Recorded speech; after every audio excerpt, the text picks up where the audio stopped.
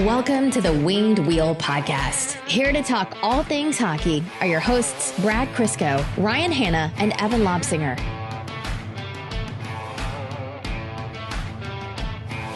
Welcome back, boys.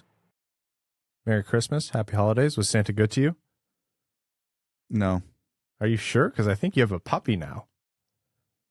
Who supplied the puppy? Santa. Santa. Mika and Hank. Santa brought the puppy. So, Brad, you have a newest member of your household. Yes. And her name is? Roxy. And is she trouble already? She's, for an 8-week-old puppy, really good. We got lucky so far. You know what they say about people and their pets? The pets always look like their owner. Roxy is a boxer mastiff mix. So that's accurate. Anyhow, we hope everyone had a Merry Christmas and a happy holiday season. This is the last episode of 2022. That went fast. And what a gift. What a fantastic late Christmas gift from the Detroit Red Wings. It was after one period. I was telling you guys this before we hit record. It was after one period. It was already 4-0. And I said to Mel, hey, doesn't look like this game is going to need a lot of coverage after the final horn goes. I'd imagine that's going to wrap up pretty quickly, and we have time to, watch Glass Onion, or I got us a nice hand-carved wood chessboard for Christmas, and I was like, maybe we can play some chess against each other. Shouldn't have to wait too long after that, barring something insane happening. Lo and behold. What an insane game. And honestly, if you could pick one game that warranted Jake Walman griddying on an opponent's ice in their barn, it was after coming back from 4-0 down against the Pittsburgh Penguins. Night and day, that team from the first period for compared to the rest of the game. Given how the rest of 2022 went for the most part, and obviously this includes the end of last season, we as fans really provide nothing, but we deserved that. Oh, absolutely. We needed that. Especially after, I almost felt silly. Like the 4 goals in the first period, I immediately started thinking back to, this was a statement win against Tampa Bay. And yeah, they took advantage of a bad Brian Elliott game, but, it was important that they came back to win that game. And that means a lot going into the break, and then immediately 4 goals against in that first period. And I was like, God, I feel so stupid. This next episode's going to be shameful. We have just bipolar episodes, basically. We got too high and too low, and we can't make up our minds. Well, neither can the team, but apparently they did. But we're going to get into all that. Folks, welcome to the Winged Wheel Podcast. Here to talk to you about all things Detroit Red Wings, the world of the NHL, and wrapping up 2022 heading into the new year. I am one of your hosts, Ryan Hanna. I'm Brad Crisco. And I'm Evan. On this episode of the Winged Wheel Podcast, we are going to be talking about that monstrous 4-0 comeback that the Detroit Red Wings had over the Pittsburgh Penguins, capped off by Jake Walman's OT winner and subsequent griddy. We'll also be talking about individual performances in that game. Hellberg came in and was perfect in relief. Chiarot had himself a really good game, and a lot of other, I think, notable Red Wings performances. We have updates on Jakub Vrana and his conditioning stint down in Grand Rapids. And the Red Wings have some lineup decisions to be made coming into the new year. Fabbri's going to come back. Vrana's going to come back. Zadina and others are going to come back. And what is Derek Lalonde going to do? And then we will get into some other Red Wings news as well as the world of the NHL before overtime. Before that, I want to remind you about Winged Wheel Podcast Night at the LCA. That is Saturday, April 8th, 2023. And that is a game against the Pittsburgh Penguins.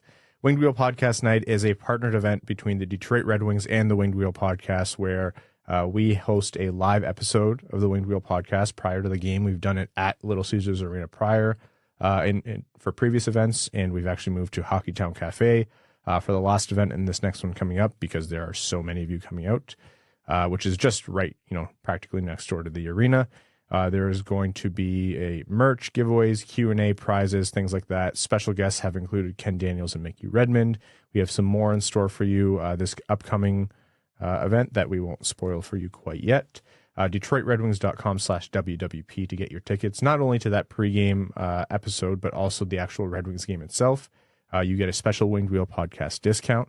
And a portion of the proceeds from every ticket sold goes to benefit the Jamie Daniels Foundation, which is the whole reason we're putting this together, is to support them. You'll be seated in Winged Wheel podcast specific sections with other fans and listeners. We have the entire gondola if you want the same view that Ken and Mick have. We have lower bowl, we have upper bowl.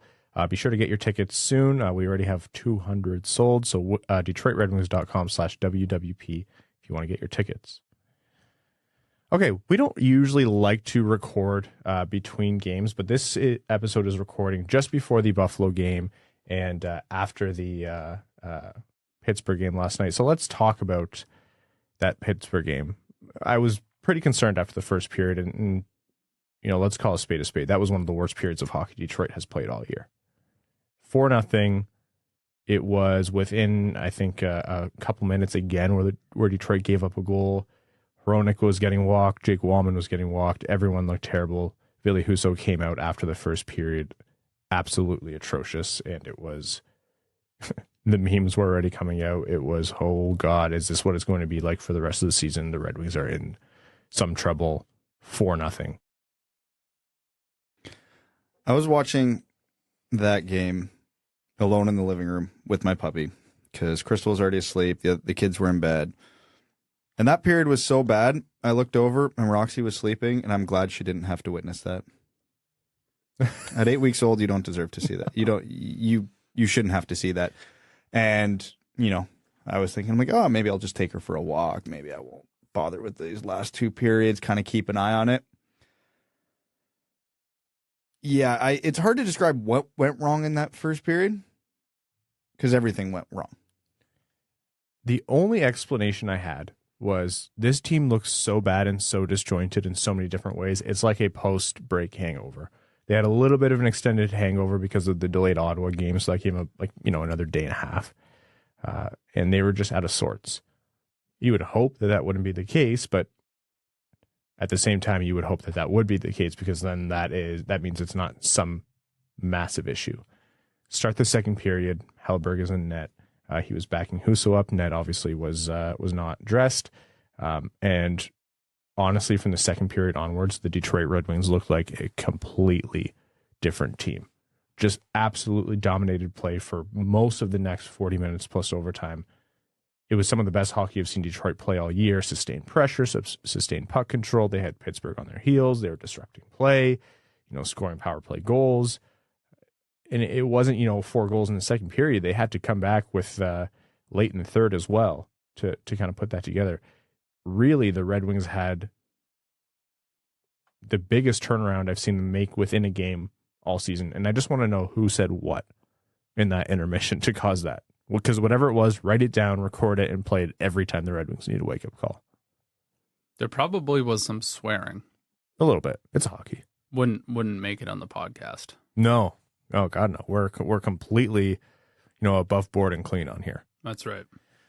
I don't know whether it was Derek Lalonde. I would imagine, guys like Larkin, Perron, others in the room stepped up, but that team woke up.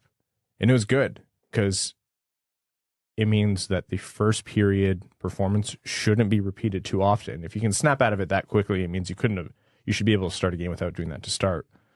But the way that team kind of came together, starting with Dylan Larkin's goal and moving on from Veleno to Berggren to Perron and eventually Walman's OT winner, it was entering the third period, and I actually thought this team has a chance to win from 4-0 down. And that would be insane to say about these Detroit Red Wings this season. I saw a lot of tweets last night after that game that probably correctly pointed out if this was last year's team, it's probably 11-2 again. Yeah. That game goes off the rails. It's a complete meltdown. And we're sitting here and spending half this episode talking about Connor Bedard's 7 points against Germany. I was honestly close. Yeah. I was honestly close to this episode is going to be talking about prospects more than not. And then, when you're in a hole like that, you'll hear coaches preach a lot, just one goal, one shift at a time. And, when you're in a hole that big, players kind of brush it off. And a lot of people will go, come on, really? But that game was kind of the definition of it. They didn't have a flurry of goals to cue the comeback. They didn't have, 3 or 4 shifts that were like the standout part of the comeback where they just got hot in these windows and, bang, bang, bang, a la San Jose against Vegas, the game's tied.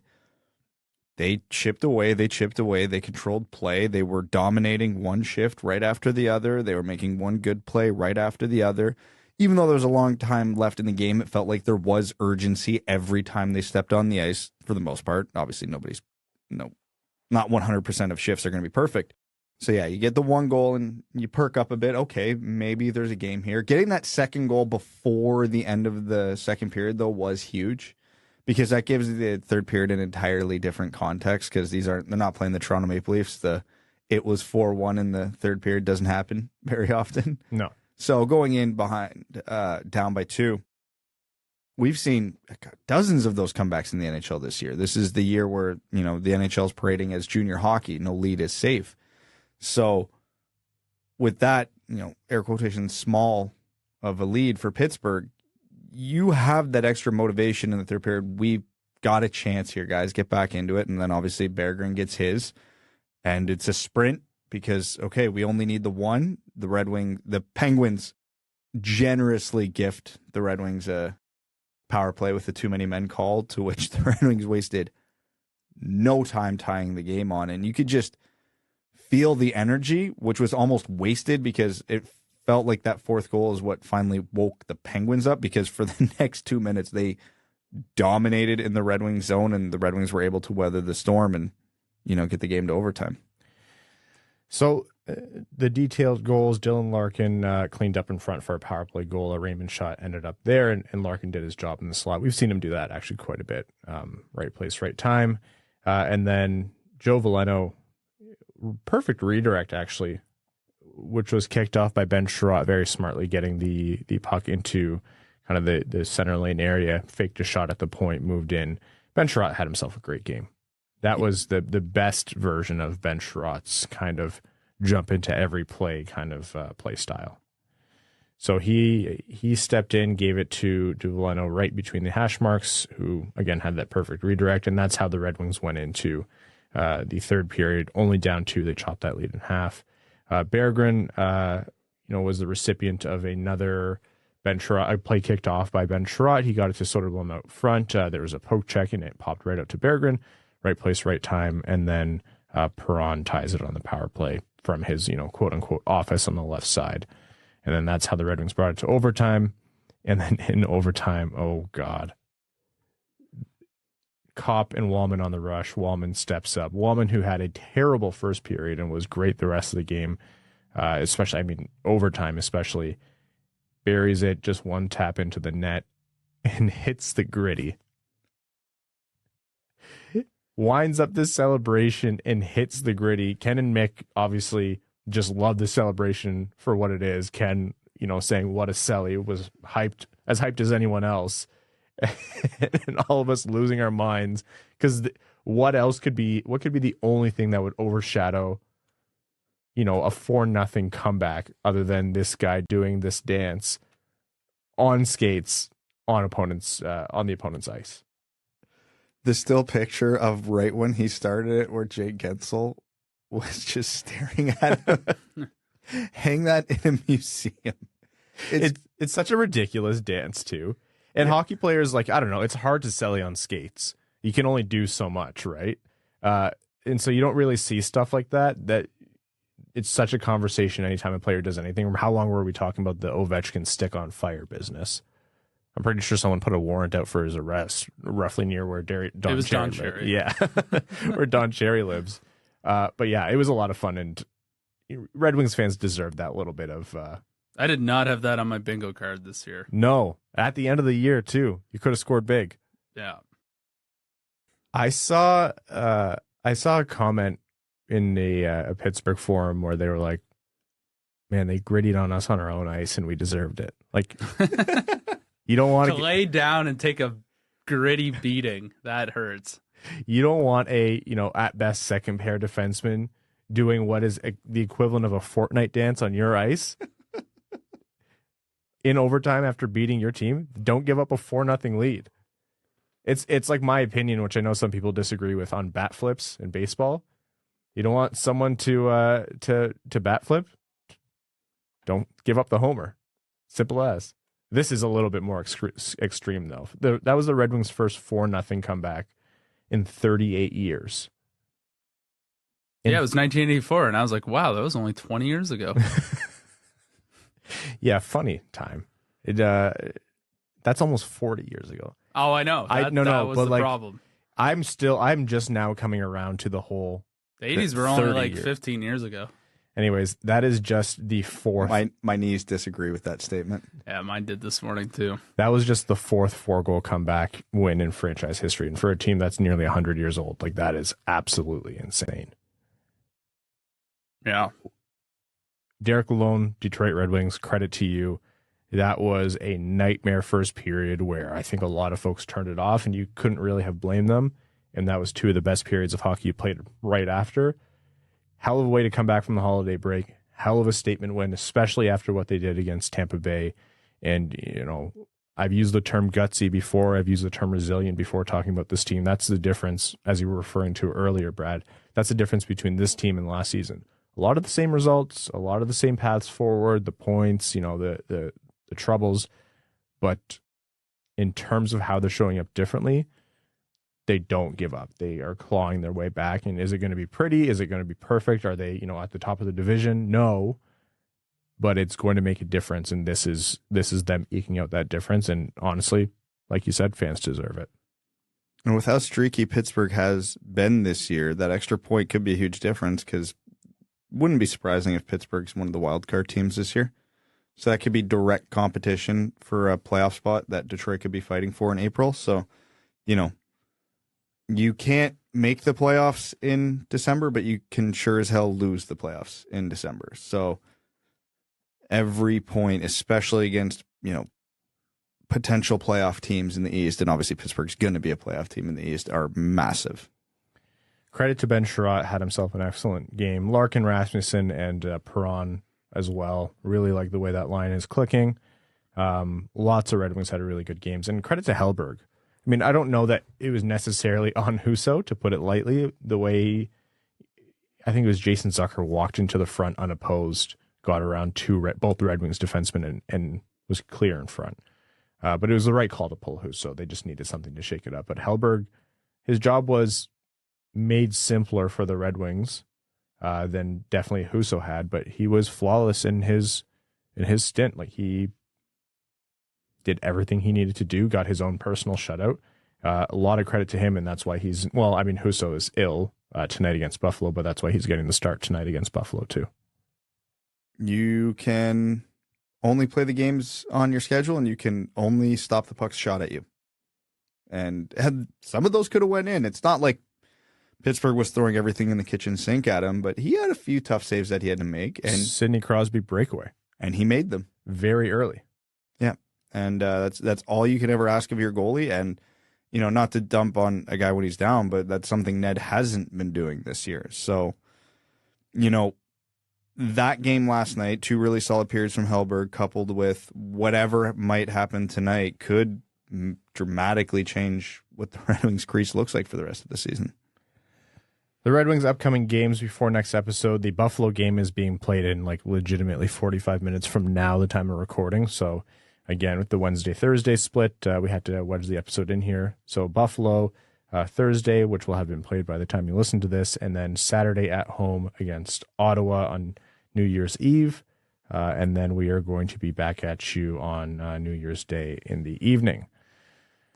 All right, some other notable Red Wings news here. Jakub Vrana, getting closer to returning, has been sent to Grand Rapids on a conditioning stint. So he has been assigned down there, still stays on the active roster because that's how conditioning stints work, but loaned to Grand Rapids for a few games just to kind of get up to game speed. And presumably this will be the last step that the Red Wings have in terms of kind of getting him ready to then step back into the active game lineup, which will be a huge boost for them. So they already had the one game against Rockford, and then they have Friday and Saturday on against Milwaukee. It's a home and home. And then he'll be eligible to return for Detroit. So he'll be eligible eligible. He already is eligible, but he will presumably be poised to return maybe as soon as Wednesday, January 4th against New Jersey. That'd be a sight for sore eyes. Oh, God, yeah. You know, we talked about it last episode, so I'm not going to, beat it to death again. Getting one of the best pure goal scorers in the league back probably will help a team that struggles to score goals more than almost any other team in the league. Mm-hmm. Feels like that's a bit of a boost. In terms of raw talent, yeah, that's where he should be. Bob Kaiser did a great interview with him at the intermission for the game against Rockford last night, or at least that's when it aired. And it was really good to hear Vrana talk. He mentioned the positivity and all the well wishes he received from fans, and reiterated a lot of the same messages that we've heard from him, that some things are bigger than hockey, and you have to take care of yourself. And he just seems really motivated to kind of get back in. He wants to do right by the fans, and he knows that missing games wasn't something that he wanted. He wants to contribute to the team's efforts. So it's all pretty standard stuff, and the stuff you'd like to hear, but easy guy to root for. Even just on a human level, for someone to make kind of that tough decision, it's easy to kind of root for him to come back and come back well. So looking forward to seeing Jakub Vrana, and nice little treat for Griffins fans who've had really good players robbed from them by the Red Wings, to put it lightly. So they get to see him for a few games. So we actually have some more roster decision conversations to come. But before that, I want to let everyone know that this episode of the Winged Wheel podcast is proudly brought to you by NordVPN. Are you missing out on a game or your favorite show because it's not available in your region? Let me introduce NordVPN. Using NordVPN and a click of a button, you can watch and browse as if you're elsewhere in the world, making sure you never miss a game and can watch whatever content you'd like. No need to travel across the continent or oceans for your favorite team when NordVPN brings them right to you. With over 5,000 server options, no game or show is out of your reach. Using our special link, nordvpn.com/wingedwheel, you can receive a huge discount on NordVPN's cybersecurity 2-year plan, plus 4 free months. We all love to binge, but privacy is a big deal too. NordVPN keeps your information encrypted so you never have to worry about your IP or location getting out. They've also doubled down on keeping you safe with their new threat protection feature. Say goodbye to intrusive website ads and malware. Even if you download an infected file, threat protection kicks in and deletes it before it makes a mess of your computer. Don't forget, there's literally no risk to you at all with their 30-day money-back guarantee. Give it a try, and if you like it, great. If you don't, they'll issue a refund, and you can pretend the entire thing never even happened. Check out our special link, nordvpn.com/wingedwheel, to get your discounted subscription started today. So, barring anything crazy happening in this Buffalo game, Detroit has some decisions ahead of them. Robby Fabbri, who, with his ACL tear, was out since last season. He's been practicing and playing with the team for quite some time, and, he's practically been ready, but they're just playing it exceptionally safe with him, which you have to give him credit for, because he's shown some fragility in with that kind of injury, and it's not easy to get up to game speed. Filip Zadina has been out for some time. We just talked about Jakub Vrana, and he'll be back soon. The Red Wings went from having, the opportunity to carry 3 goalies and have players like Austin Czarnik on the roster to now having to make some tough decisions, wherein Jonatan Berggren's name might be in play, Elmer Soderblom's name might be in play, Joe Veleno's name might be in play. Not that those are all necessarily what's going to happen or even the right decision, but Detroit's going to have to make a call here, or some calls here, as to who's going to stay and who's going to go when, at the very least, guys like Robby Fabbri and Jakub Vrana, who are top 6, top 9 players, make their way back in. So Fabbri looks like the first to return. Vrana probably around the same time in the same game even. January 4th is when that's expected. Obviously that can change, but essentially what happens? Because Detroit is currently carrying Husso, Hellberg, and Nedeljkovic. We talked a lot about what's going to happen to Ned, and so far they didn't choose to waive him. They just haven't played him. There's going to have to be some tough calls. Oh, yeah. We talked about this at length before the season, and now this is kind of the first time it's really coming to a head with all the injuries. It never really presented this problem, but again, it's a good problem to have.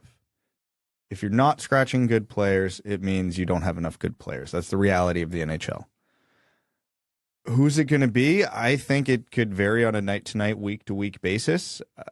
All the information that we might need in order to know who's going to be scratched when these guys come back, might not have happened yet. It might be the next 2 to 3 games that determine it entirely. You know, right now there's no good argument, like none whatsoever, to not have Berggren in the lineup.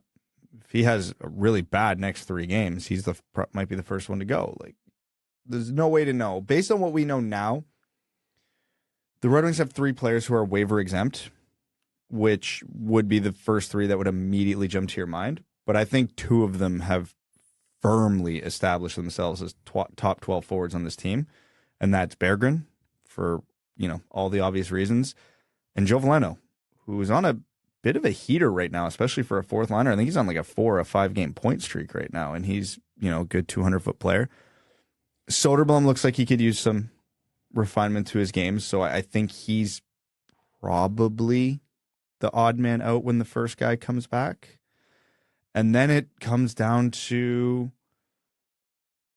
literally, I think, anybody else.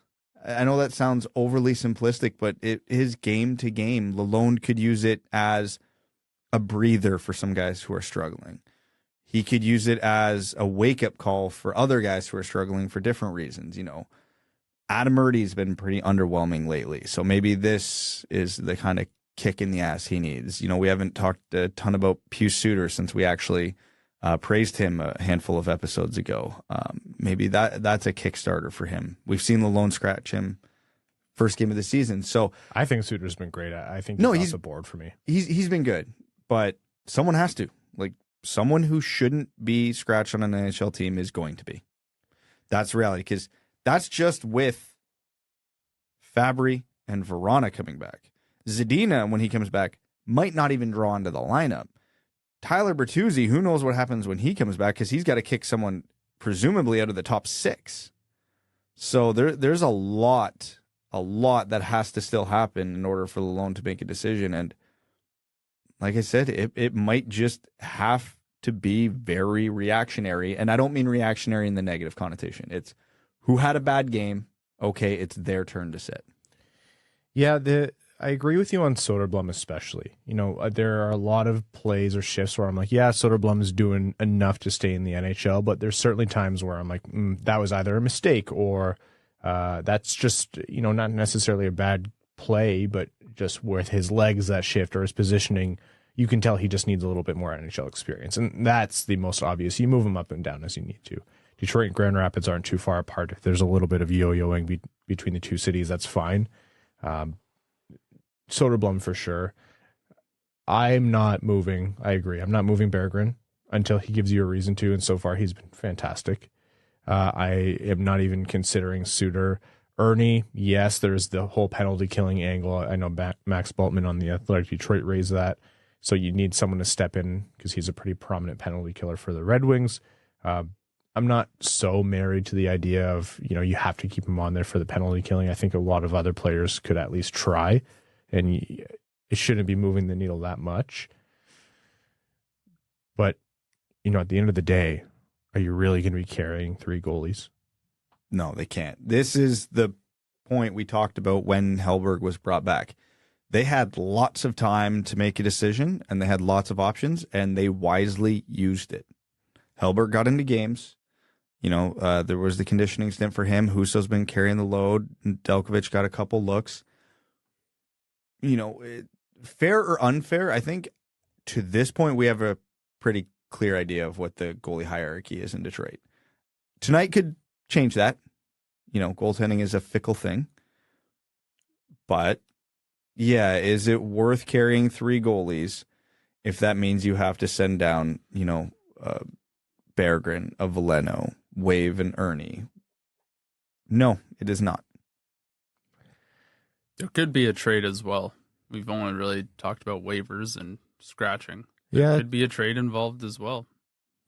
That's true. And for obvious reasons, with the kind of players that the Red Wings have coming into the deadline, there's going to be a lot of talk of trade for Detroit no matter what. But that, yeah, it could come sooner than March. It would resolve some. And there's one obvious point that I forgot to make, because all the players coming back for the Red Wings are forwards. They've been carrying 8 defensemen. Hag or Lindstrom could go at any point and have basically no impact on this team. Not to be overly harsh of them, but neither of them are impact or even regular NHLers. So, you free up a goalie spot, you free up a defense spot, that brings 2 forwards back. Then when, the third forward comes back, then maybe then you make the really hard decision. They could also make the decision to continue just scratching Hag and Lindstrom to get someone like Soderblom reps in Grand Rapids. Someone still has to be scratched without being sent down, right? So, Soderblom's probably the first domino to fall because he's waiver exempt, because he looks like he probably could use a stint in Grand Rapids. So let's say that's the first one. Worth mentioning, Robert Hag's on IR right now. I don't know. I would like to see them find whatever avenue they can without being too disruptive. Like, I'm not saying, give Adam Erne away from nothing. Not that I'm terribly upset if he gets, moved in a trade as filler or something like that. But I would like them to explore any avenue they can to keep Ned without the waiving. I think he'll clear. I still think he'd clear based on how he's played in his contract this season. But I still think the solution with Ned is to see it through, just to see. There's just too much talent there that you have seen in the past to just kind of give up on it. That might not be a fair thing to say to a coach and a GM who have watched him play the way he has this year, because at some point you need to get something out of him. And like you said earlier, Brad, you can only stop the shots and play the games that you're given, and Ned hasn't done that. But I still would like to see them stretch themselves a little bit to make it work. I know that gets messy, and it's not best practice to be carrying 3 goalies like that, but unless you're absolutely certain that he's going to clear waivers, then I'm still kind of puckering a little bit if they do choose to waive or move him. So yeah, like you said, Brad, they have options. There's paths they can take here. They're not in a complete bind, but it's not going to get easier. And unless other injuries or roster moves or whatever come up, like, Vrana and Fabbri are just a start. It'll be Bertuzzi eventually. Zadina's not a big threat to push someone out of the lineup, but they'll probably want to get another look at him again this year at some point. They are going to be tough decisions, but hey, good problems to have that they haven't had in the past. So we're going to hear plenty about that. Like you said, Brad, the Buffalo game, the Ottawa game those two are going to inform a lot on what the Red Wings are going to decide to do at every position. Let's get into some other news until then. Amadeus Lombardi, who's been fantastic since before the Red Wings drafted him, has been fantastic all year since being made a 4th-round pick of the Detroit Red Wings in the 2022 draft. 45 points, 21 goals, 24 assists in 32 games played for the Flint Firebirds. Signs his ELC with the Red Wings, officially under contract. Kid's been electric through and through. Nice next step for him, and looking poised to be the Red Wings' next later round find, joining that class of prospects who were very promising that weren't necessarily highly touted picks. His development path was so weird. He was such a wild card when he was drafted, but when you get into the later rounds of the draft, these are the types of gambles that pay off occasionally. He did not make the OHL as a 16-year-old, lost his 17-year-old season in the OHL to COVID, so he basically went into the league as an 18-year-old rookie. It was almost a point per game. The Red Wings said, okay, small window, but we'll take a flyer on him in the 4th round. And then all he does is reward them by continuing to improve at a very rapid pace. He's an undersized forward who's not the fastest skater in the world, so he's still got an uphill climb. But, last I checked, he was top 5 in OHL scoring. So he is doing everything he can to live up to his end of the deal. It's that kind of capitalizing on that missed year due to COVID is something that we talked about a lot heading into the draft. And I remember you saying, Brad, I think Lombardi was actually one of the players that you talked about even before the Red Wings had drafted. And we kind of primed him as one of those potential capitalize on this guy because he missed so much time candidates. It's cool to see that kind of transpire and come to fruition.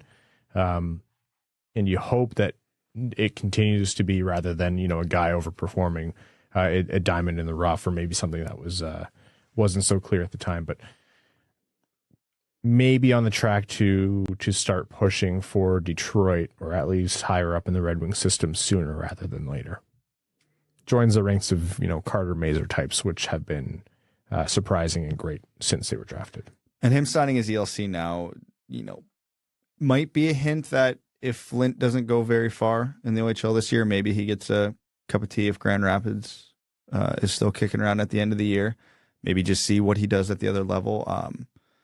Because again, because of his missed year, because he was an 18-year-old rookie in the OHL, this is now his, for a lot of higher end prospects, what would be his last season in the OHL. So if he can get call it audition with Grand Rapids at the end of the year, he might be a Griffin next year. Like, that is very much on the table. So, his weird development path could get even weirder, could get even more accelerated. They might choose to send him back to his OA year, but getting him under contract, getting him to his ELC now does open up options. All right. Further Red Wings contract news, the most minor of updates, but Pierre LeBrun did his unrestricted pending UFA updates and had a note about Dylan Larkin. LeBrun's opinion is that there hasn't been much progress, but sees this as both sides have space to move, let's call it, and thinks it'll get done eventually. The only actual material update was given by Pat Brisson of CAA, which reps Larkin, who said discussions are ongoing. So I know there's some kind of speculation as to whether the Red Wings and Larkin just aren't talking about it till after the season. That doesn't seem to be the case. They're still chipping away at it, even if it seems like nothing is imminent. I said before the season, and I try to be a man of my word, I said I set a deadline for when I would officially start worrying. We're not there yet. Oh, I'm worried. Oh, no, my deadline's in 3 days, but we're not there yet. So everything's breezy. We're fine. Next episode, we might need to revisit this discussion, but right now, I'm good. Steve Yzerman, if you're into giving late Christmas gifts or New Year's gifts, I know some people do that, this would be a fantastic way to kick off 2023. You have a few days between the New Year's Eve game and then your next game on the 4th. Perfect time to do it. Nice little pick-me-up after I'm sure everyone needs to shake off some New Year's Eve rust. On the 1st, you wait till the 2nd even. Do it while you're watching the Winter Classic together. We need some advertising for the New Year's Eve game, and I don't want to spend 1 minute worrying this year. So if they want to announce it before the New Year's Eve game, I think that's the sweet spot right there. Perfect. All right. Some NHL and hockey news in general. The Toronto Maple Leafs, not a big story. I know a lot was made of it because it's the Maple Leafs and obviously mountains and molehills and all that, but got fined, what was it, $100,000 for traveling essentially, 2 hours early? Not even. Literally not even. They like to go to their road games the night before rather than 5 a.m., which would have been a typical flight. Honestly, I'm the exact same way. If I have a long drive ahead of me, I'd rather do it late at night than early the next morning because I am a zombie in the morning. But you're not allowed to travel on the 26th. It's a holiday break. There's some nuance to the rule, but still. Feels like, as a league where every game there's a road team, if nobody's allowed to travel on the 26th, you probably shouldn't schedule games on the 27th. Call me crazy, but that feels like a bit of a complication and a piss off for the road teams in that circumstance. Again, there's nuance to the travel rules and everything, but regardless, it's all pretty clear. And it was funny kind of seeing some arguments pop up about it. I'm like, this is part of the CBA. It's collectively bargained. That's what the PA wanted and put forward. And, I personally agree. I think you should have the holiday break. I like the roster freeze. I like that the players get the holidays off. And then Sheldon Keefe, I think right after was announced that he had a $25,000 fine for abusive officials. I laughed at that and just thought that was a nothing story until I was listening to something today. Sean McIndoe was actually giving some backstory to that fine, which made it a lot more interesting than it would seem at its face. Because the play that Sheldon Keefe lost his mind on was the Blues scored a goal. Keefe felt the Blues should have had a penalty shortly before for kind of like a pick play. And the ref in that game, who he lost it on, was Wes McCauley. Rewind to Game 7 of the Tampa-Toronto series last year. Who was one of the refs that game? Wes McCauley. What happened in that game? The Leafs had a goal waved off because there was a penalty called on an eerily similar pick play. So if I'm Sheldon Keefe, that's the best $25,000 I've ever spent. Now, I don't know if McCauley was the ref who called or didn't call either scenario. I don't know the situation in that much detail, but that would be something I would hold on to for a year. Like you take a goal off the board for me in game 7, and then you don't call it in our favor or identically, and it hurts us the next year. $25,000 well spent. Just for the record, that was the most obvious interference penalty. Not the most obvious, but that was a pretty clear-cut interference penalty in my mind. The Game 7 one? Or yeah. The St. Yes, I agree. But I do understand, and I can empathize with what you said. Like, if you're Sheldon Keefe, it is not your responsibility to be objective. It's your responsibility to care about your team and make sure that, you're getting your call. I mean, it is what it is, whether or not you choose to take a $25,000 fine. A peon like me, where that would be quite a substantial sum of money, I'm personally not doing it, but you absolutely can see why that happened. Yeah, and, I think that's been one of the biggest complaints Red Wings fans have had for the last 2 years, especially with like the hitting from behind stuff against Detroit. We're like, we don't care how you call it. Just call it the same always, please. Consistency with NHL reffing is one of the biggest issues beyond game management, but it's like, if you're calling it against those guys and you call it against us, totally fair. If one goes and the other doesn't, what the hell are you doing? All right. World Juniors, a quick update coming into this episode. The tournament is ongoing, but there have already been the typical storylines, which is the two of the main teams in terms of media focus, two of the big 3 teams, let's call it, that are you can just say this team. Czechoslovakia is running a train on North America right now. Yeah. So Canada lost to Czechia, or the Czech Republic, and the United States lost to Slovakia. Both games, both teams, which were, really should be powerhouses, looked disjointed, had their own kind of struggles in terms of how they played. Canada's annual tradition of having terrible, god-awful goaltending and then playing some hero puck after and obviously not getting anything done. The States were, honestly, credit to Slovakia. They played a really great game. Oh, they did. And, I don't think we're giving Slovakia and Czechia enough credit. They are good teams. They're really good. Especially Czechia. They took Sweden to overtime again today. They've got some real players on that team between, Svozil, Shala, who's a potential Red Wings pick, projected right in their range in the first round this year.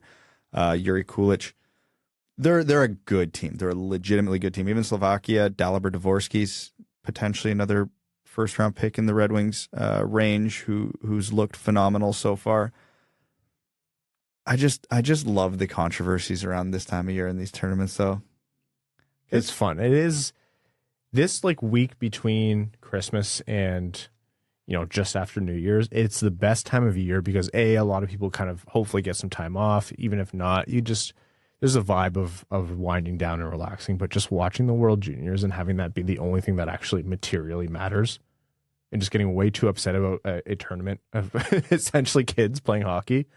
It's hysterical, and I'll never give it up. Oh, people. Canada gave us a lot of boomer versus zoomer content in the first game. Oh, did they ever? You know what? It was the fact that the fact that Canada got outplayed by Czechia the way they did, and all the coverage was talking about the Michigan attempts. And I was like, guys. There's 2 Michigan attempts. There was the head shot for the 5-minute major that everyone lost their mind about.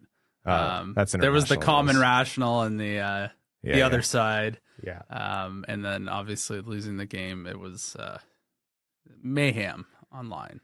It's just the first round. It's round robin right now. It's not even into the knockout games. Yeah. I love it. I just love Trevor Zegras is batting 80% on Michigans in the NHL, and then people are getting offended. Kids are trying it against junior goalies. Did you actually see Zegras' comment on it? No. His entire response basically boiled down to, okay, do it better. Because he's they just didn't get up quick enough. The goalies read it. Anyhow, I always love a World Juniors where it's not, a typical steamroll of the countries everyone thinks is going to win, especially countries that don't get the appreciation they should, like Czechia, like Slovakia, like you said, Brad. They're legitimately good hockey teams. Switzerland has 2 overtime wins. Like, that's fantastic. I love that. I love a shakeup in terms of how the first round goes. Personally, you like to see the team with the most high-end prospects go later on because you kind of get a look into potentially future NHLers, but it's good fun. How many points did Connor Bedard have against Germany? 7. Hell of a comeback game after the Czechia game for Canada. I think the entire nation looked at the schedule after the Czechia game, saw Germany, and just went, oh, sorry, guys. Yeah. Canada got lucky, though, because imagine they had, Czechia, that loss, and then they had Sweden right after. Oh, yeah. Yeah, no.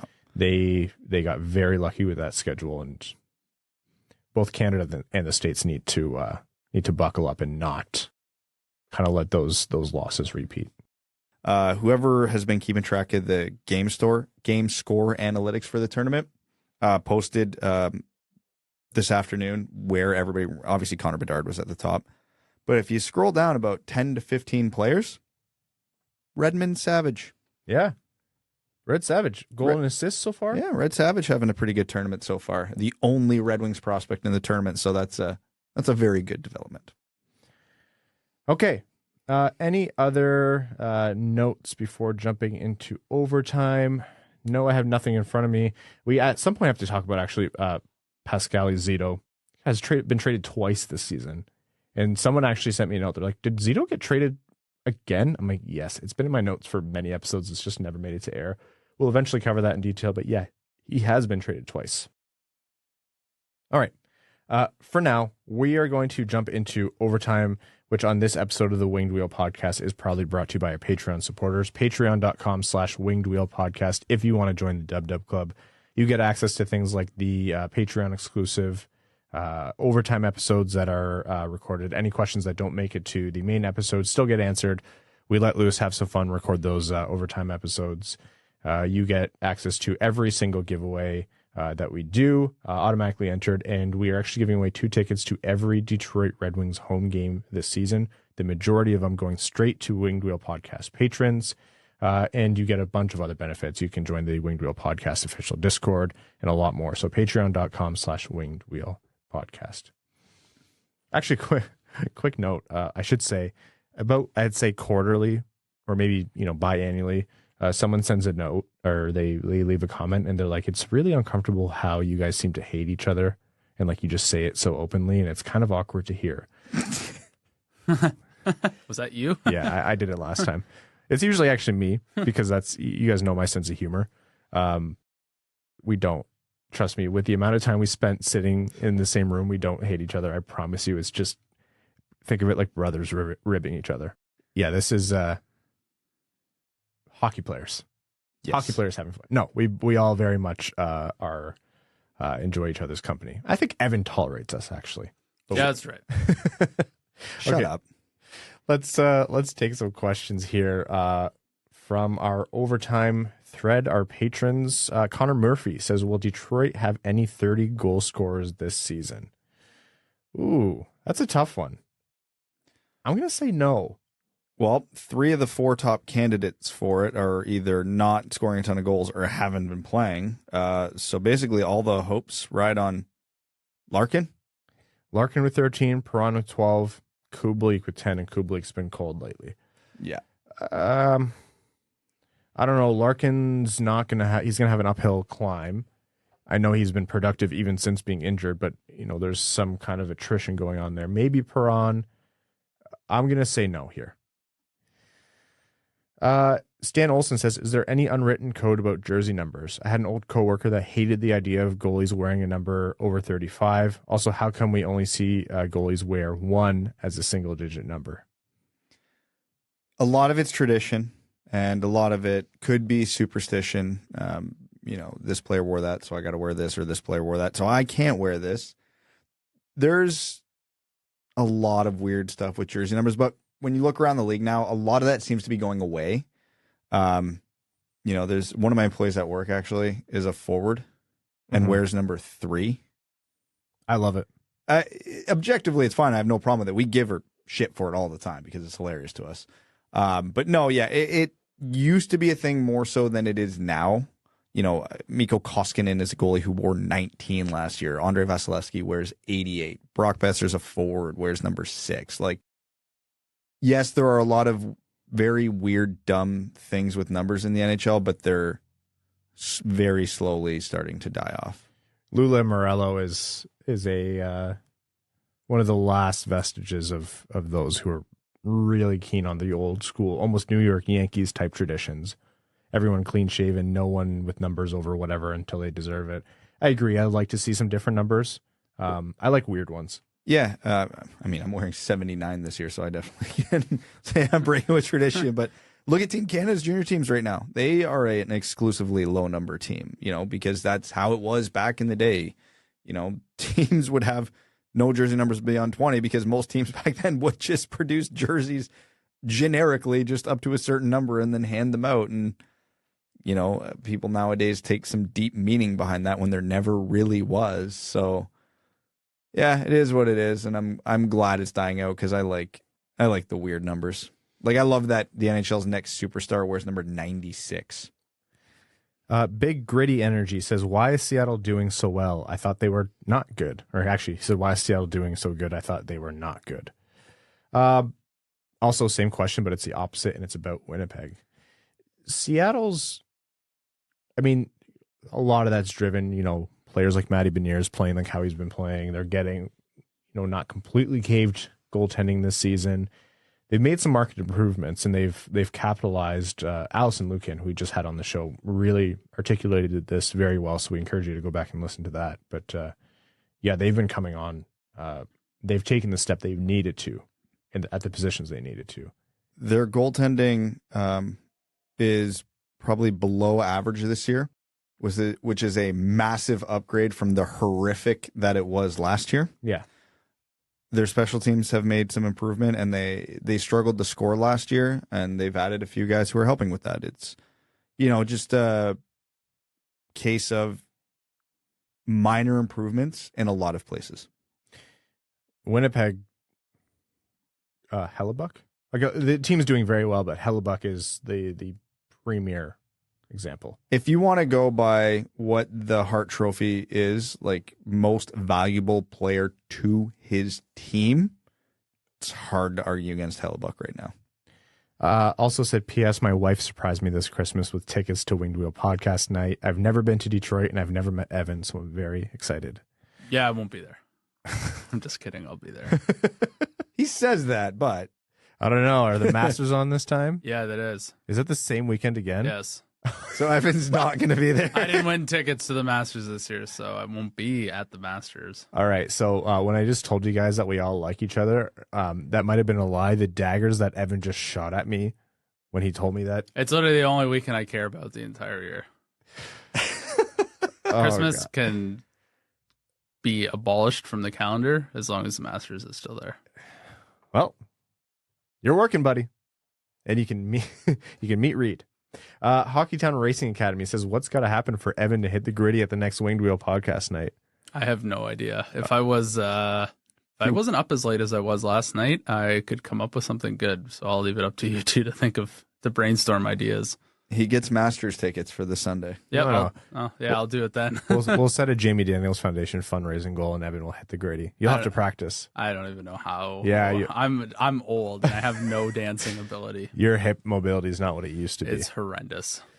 Courageous McBasketball says, true or false for the panel? If the Wings won the 2020 draft lottery, Alexi Lafreniere would undoubtedly be a Detroit Red Wing today. True, right? Yeah, he was. People, when players don't pan out to fully what people expect, revisionist history always kicks in, and people forget how just utterly dominant Lafreniere was in the 3 years leading up to his draft. Obviously the story here is Lafreniere scratched for the Rangers, and I understand that not all of that is on the Rangers, but between him and Kakko, that to me still just screams a situation where it's a pretty healthy mix of maybe mismanagement of the players or not the right opportunities for the players, and the players themselves not doing what they need to do. it's an awkward team. The Rangers are a really weird team in space and time. Like, how are you turning this rebuild around so much? Like, you get these high-end picks, you move up to get these high-end picks, but you still have premier players in your top 6. Like, it's not a lot of opportunity there. Players have sometimes succeed with sheltered opportunities, and that didn't happen here, but what has to change? Gerard Gallant, people like it or not, he's on the hot seat.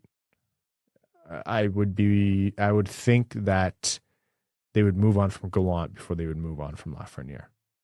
I would hope that they don't, because I would certainly love a reclamation project with that much talent. Like, don't mix us up. Like, even if Lafreniere does end up ultimately being a bust, you have to take a swing on him if he's available right now at the right price. Like, he still has a world of talent that could be unlocked.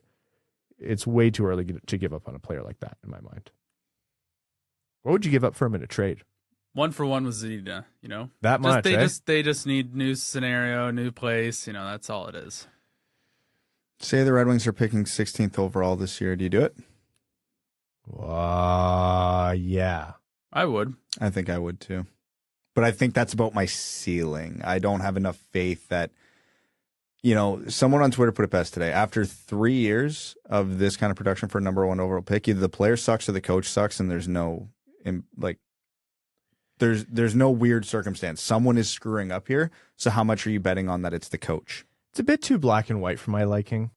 This deep in, he's 2.5 years into his career.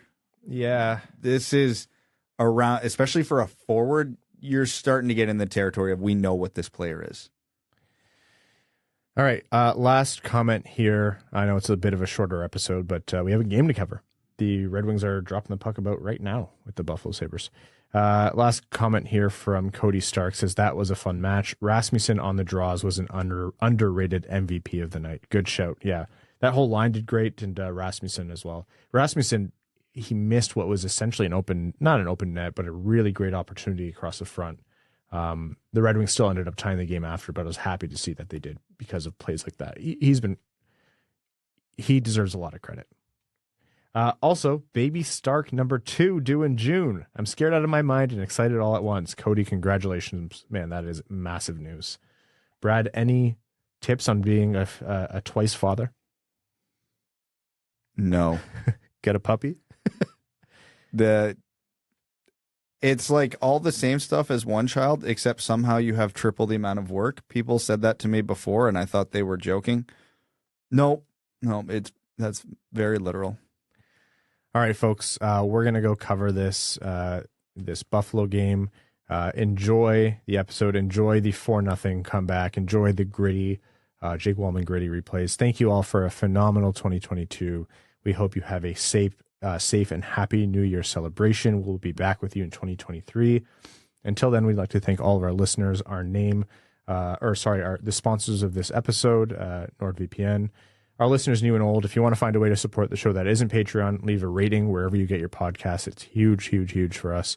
Apple Podcasts, Spotify, Google, wherever. It means a lot. And we'd like to thank all of our patrons. We hope you received your Christmas holiday cards. Our name level supporters on Patreon: Arjun Shankar, Yves Bartels on behalf of the Sarah Grand Foundation, Akefer, Armchair GM / Genius, Nick Perks, Terry Driver for the number 69, Crying Ryan Hannes, Simon Jamathong, Glenn Brabham, Matthew M. Rice, hashtag LHRW. You mess up one hashtag, they never let you forget it. Yep. Croner's Left Knee, Brandon M., Carl Bertin, Nanaluski. Change your shirt, no free ads, Brad. Chimmy,